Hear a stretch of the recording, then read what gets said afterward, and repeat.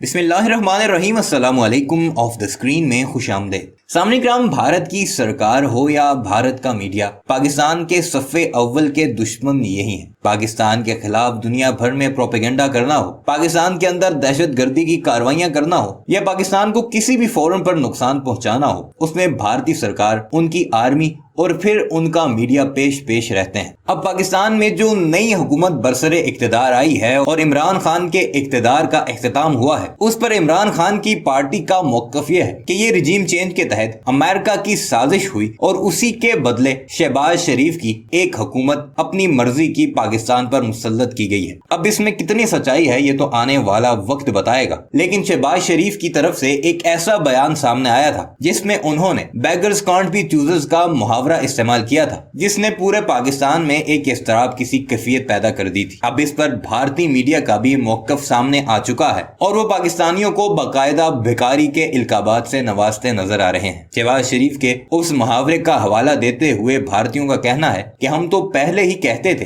कि पाकिस्तानी कर्जे ले लेकर अपनी इकोनॉमी चलाने की कोशिश कर रहे हैं और अब तो उनके नए आने वाले प्राइम मिनिस्टर ने भी बाकायदा उन्हें भिखारी कह दिया है। शहबाज शरीफ की इस बात का पाकिस्तान को आने वाले वक्त में कितना नुकसान होने वाला है और किस तरह दुनिया भर का मीडिया पाकिस्तानी अवाम को कुछ नहीं समझा जाता, पाकिस्तान का कोई खास रोल दुनिया में नहीं है, वहां पर इस तरह का बयान पाकिस्तान को काफी नुकसान पहुंचा सकता है। आइए आपको लेकर चलते हैं भारतीय मीडिया पर और दिखाते हैं कि वो इस बारे में क्या राय रखते हैं और शहबाज शरीफ के उस मुहावरे के बाद अब किस तरह इस पर रिपोर्टिंग कर रहे हैं। मगर वीडियो पर आगे बढ़ने से पहले आपसे गुजारिश है कि हमारे इस चैनल को जरूर सब्सक्राइब कीजिएगा और कमेंट सेक्शन में अपनी कीमती राय का इजहार भी जरूर कीजिएगा।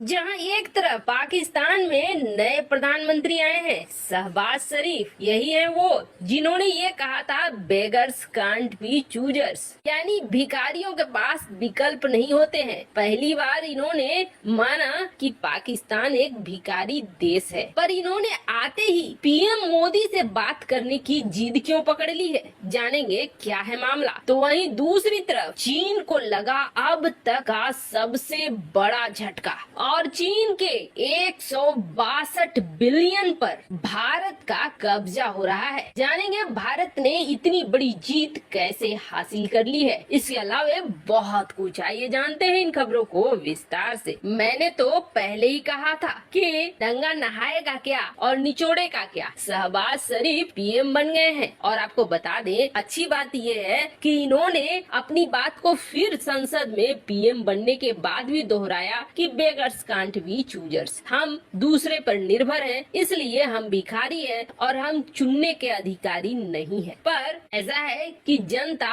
शहबाज शरीफ को इस बात पर बिल्कुल लताड़ रही है। जहां एक तरफ ये हो रहा है तो वहीं दूसरी तरफ इन्होंने कई बड़ी बड़ी बातें कह दी। वैसे तो अभी तक इन्हें अमेरिका का फोन नहीं आया है, लेकिन शहबाज शरीफ आते ही ये कह रहे हैं कि हम आटे का दाम भी गिराएंगे और सरकारी लोगों के वेतन में 10% की बढ़ोतरी भी करेंगे। लेकिन आएगा कहां से ये पैसा? पाकिस्तान की अर्थव्यवस्था काफी बुरे दौर में है। बतौर प्रधानमंत्री नेशनल असेंबली में अपने पहले भाषण में खुद शहबाज शरीफ ने ये कहा कि पाकिस्तान बदकिस्मती से तारीख का सबसे बड़ा बजट डेफिसिट का सामना कर रहा है। महंगाई यहाँ सबसे हाई लेवल पे है। 60 लाख लोग बेरोजगार हो चुके हैं, 2 करोड़ लोग गरीबी रेखा के नीचे हैं। ऐसे में लदे हुए कर्ज को भी चुकाना है। खस्ता हाल अर्थव्यवस्था में कर्ज की किस्तें कैसे चुकाएगा पाकिस्तान? उसके बाद भारत भी तो खड़ा है। पड़ोसी देशों के साथ संबंध कैसे सुधरेंगे? इमरान खान के कार्यकाल में भारत और पाकिस्तान के बीच काफी संबंध खराब हो गए, ये कहना है शहबाज शरीफ। वैसे आपको बता दें, इमरान खान ने भारत के लिए बहुत अच्छे अच्छे काम किए। 370 का लागू होना हो, बालाकोट स्ट्राइक हो, सब कुछ बड़े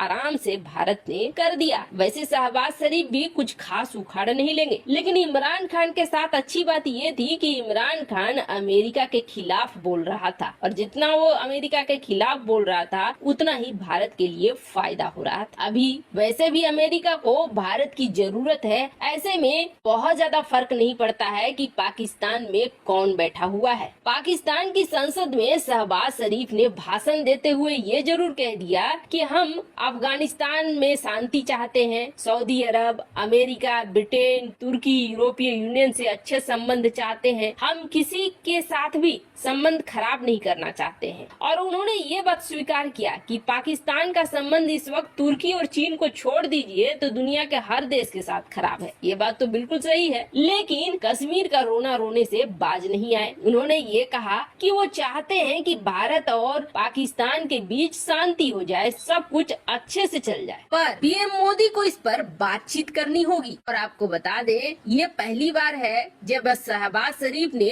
370 वगैरह का नाम नहीं लिया। शहबाज शरीफ ने ये कहा कि हम लोग पीएम मोदी से बातचीत करेंगे और बातचीत करके एक ऐसा प्रस्ताव लाने की कोशिश करेंगे जिससे कि हम दोनों देशों के बीच शांति हो जाए। खैर, पीएम मोदी ने भी इसका जवाब दे दिया। जब उन्हें बधाई दे रहे थे तो उन्होंने ये कह दिया कि उम्मीद करते हैं शांतिपूर्ण संबंध होंगे, आतंकवाद का खात्मा होगा, यानी आतंकवाद वाले शब्द को जोड़ ही दिया। खैर, जहाँ पाकिस्तान में ये सब कुछ चल रहा है तो वहीं भारत को बहुत बड़ी जीत मिली है और भारत करीब 600 बिलियन से ऊपर कब्जा करने को जा रहा है। ये जो आप देख रहे हैं ना, इस मैप में आपको दिखेंगे वो देश जो दवाइयों का व्यापार करते थे और इसमें यूरोपीय यूनियन की जहां 26% की हिस्सेदारी थी, अमेरिका की सबसे ज्यादा 28% की, कनाडा की भी 2% की थी और बाकी दुनिया की 13% और चीन की 13%। उस समय भी भारत 5% ज्यादा था, 18%। लेकिन ये मैप और ये मामला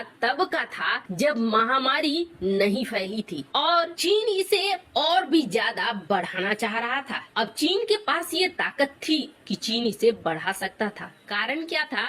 ये तो उन दवाइयों का व्यापार है जो दवाइयाँ बनकर तैयार हो गई है। शहबाज शरीफ पाकिस्तान के एक बहुत बड़े कारोबारी है और राजनीति के साथ साथ बिजनेस को बहुत अच्छी तरह से समझते हैं। सोमवार को अपने पहले ही भाषण में उन्होंने कश्मीर का मुद्दा उठा दिया और ये भी बता दिया कि चीन पाकिस्तान का सबसे पक्का दोस्त है। नेशनल असेंबली में अपने भाषण के दौरान शहबाज शरीफ ने भारत और कश्मीर को लेकर जो तेवर दिखाए वो भारत के लिए बिल्कुल भी ठीक नहीं है। खैर, ये कोई पहली बार नहीं है जब शहबाज ने कश्मीर को पाकिस्तान का हिस्सा बनाने की बात कही हो। बात अप्रैल 2018 की, जब एक चुनावी रैली में शहबाज शरीफ ने कहा था, हमारा खून खौल रहा है, कश्मीर को हम पाकिस्तान का हिस्सा बनाकर रहेंगे। शहबाज ने जब ये बयान दिया था तब वे पाकिस्तान मुस्लिम लीग नवाज से प्रधानमंत्री पद के दावेदार थे।